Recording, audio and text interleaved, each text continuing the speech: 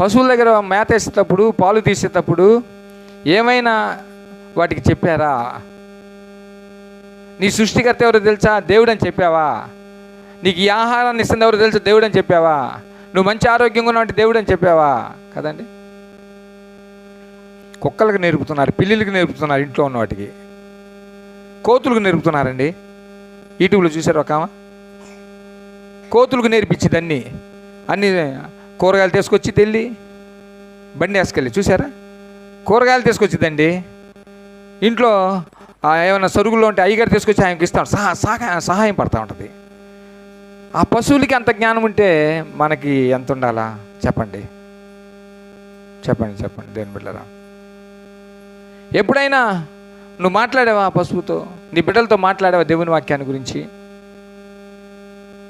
అబ్రహాముకు దేవుడికి తోడుగా ఉన్నాడు. అబ్రహాముని బట్టి ఇస్సాకు ఆశీర్వదించబడ్డాడు.